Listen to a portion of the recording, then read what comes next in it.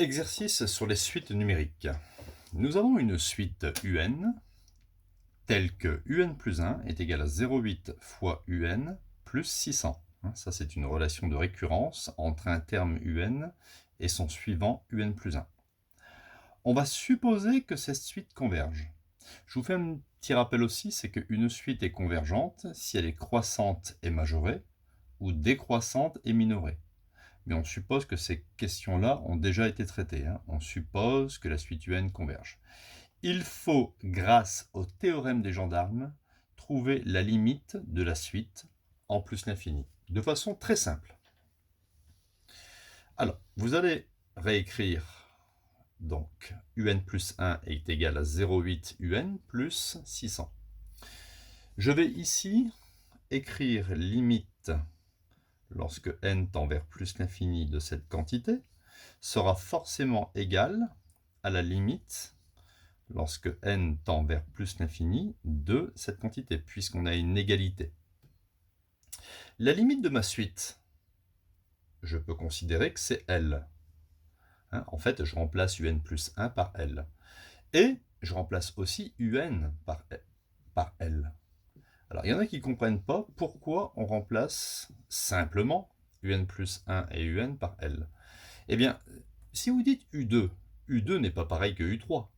Mais à la fin, lorsque n tend vers plus l'infini, par exemple U700, eh bien ça sera quasiment égal à U701. Tous les termes vont buter sur une certaine limite que je cherche.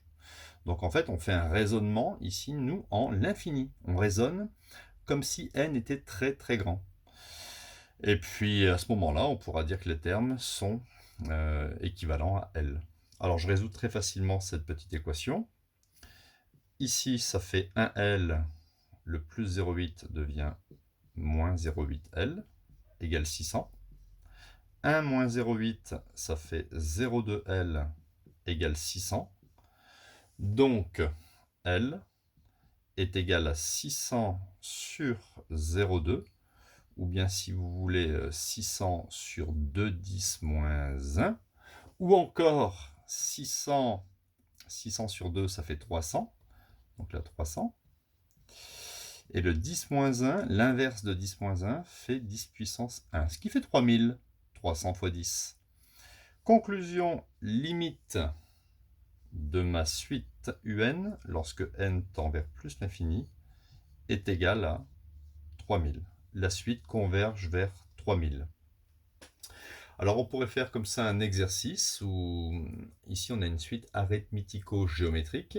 On a un coefficient 0,8 ou 0,80. Ça veut dire que quelque part il y a une baisse de 20% de quelque chose. Imaginez une forêt.